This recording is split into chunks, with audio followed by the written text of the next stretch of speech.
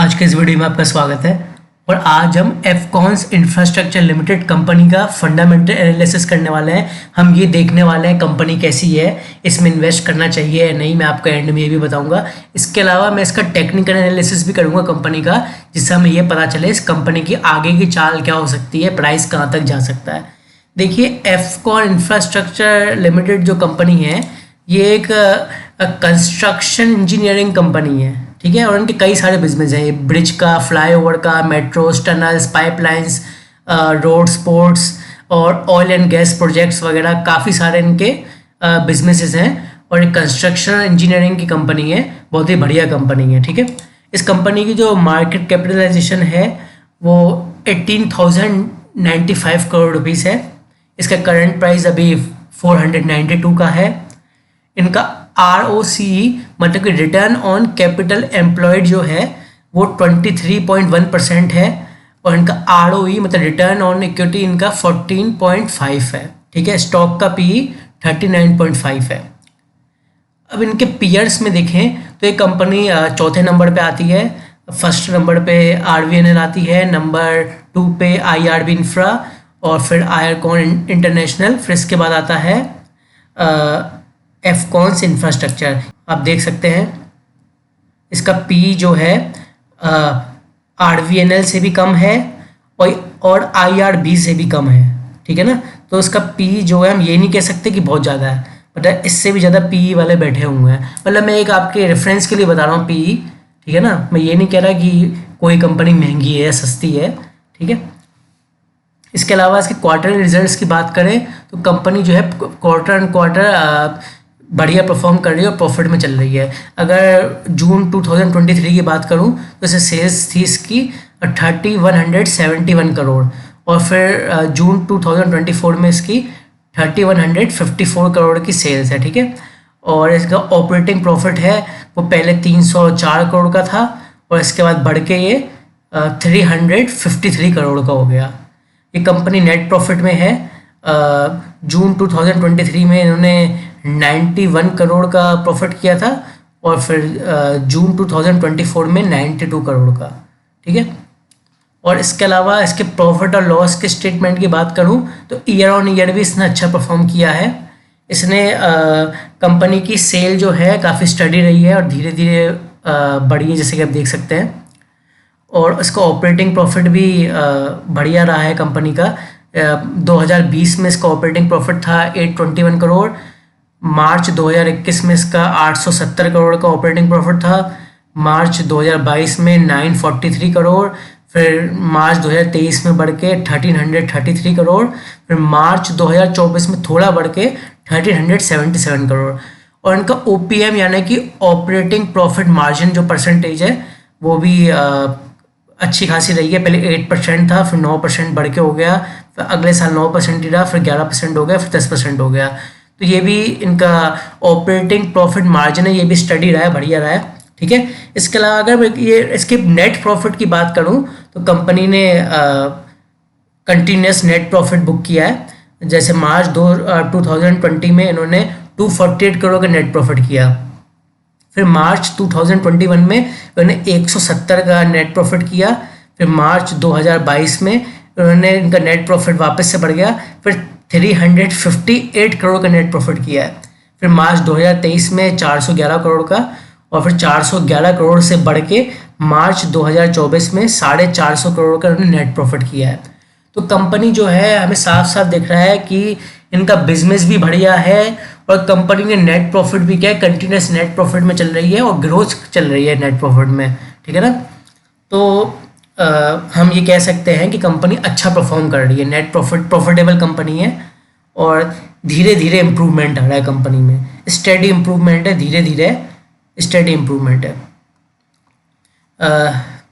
ये इनकी balance sheet है, आप देख सकते हैं। टोटल लायबिलिटीज इनकी अभी एज ऑफ मार्च 2024 में 16,234 करोड़ की है।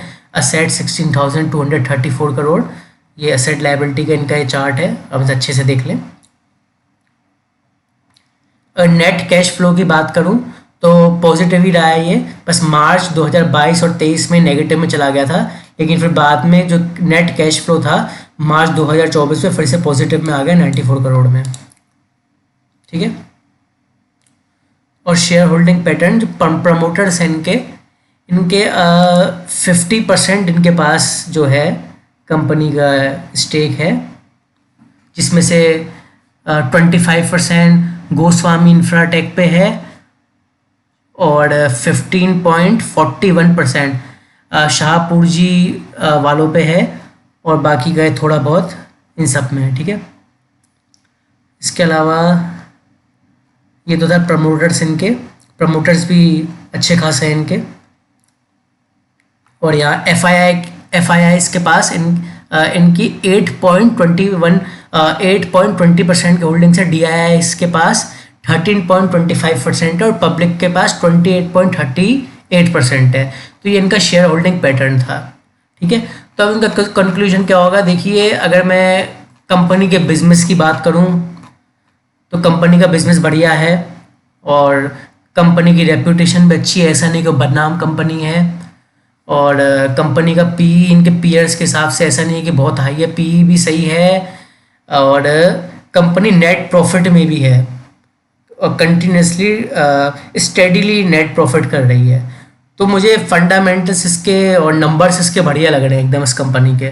तो इसमें लॉन्ग टर्म के लिए इन्वेस्ट किया जा सकता है। लेकिन अब शॉर्ट टर्म वालों का क्या, मतलब जो अभी शेयर को लेना चाह रहे हैं जब या फिर सोच रहे हैं लेने की, उनको क्या करना चाहिए। तो आईएस के चार्ट पे चलते हैं।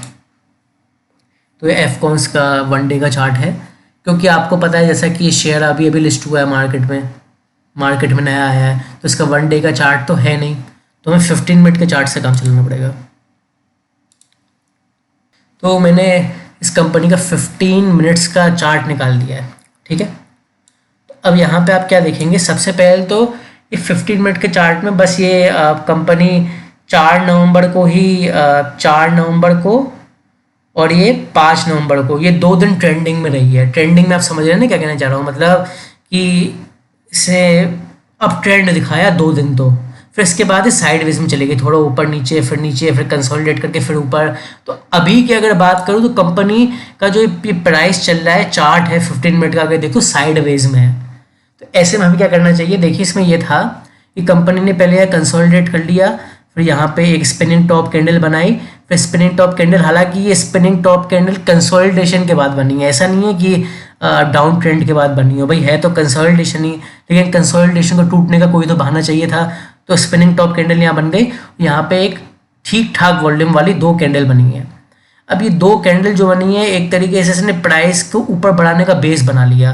फिर जो ये लेवल है, यहाँ पे मैं लाइन बना के दिखाता हूँ आपको, ये लेवल जैसे ही इस प्राइस ने थोड़ा हल्का छोटा सा रेजिस्टेंस था, ये तोड़ा, फिर एक बड़ी सी बड़े वॉल्यूम वाली 2.3 मिलियन वॉल्यूम वाली एक बड़ी सी हरे रंग की कैंडल बनाई। अब देखिए यहाँ पे जो ये बड़ी सी कैंडल बनी है, यहाँ पे हमें रेड देखने को इसलिए मिला है क्योंकि जो लोग यहाँ पे जिन्होंने बाय किया था, इवन जिन्होंने यहाँ पे बाय किया था, उन्होंने थोड़ी प्रॉफिट बुकिंग करी है, तो इस वजह से मुझे कमजोरी देखने को मिल रही है। लेकिन यहाँ पे हमें क्या दिख रहा है, यहाँ पे प्राइस जो है एक इस छोटे से लेवल पे कंसोलिडेट करने की कोशिश कर रहा है, और यहाँ पे एक लंबी सी स्पिनिंग टॉप कैंडल बनी है और ये कंसोलिडेट करने की कोशिश कर रहा है।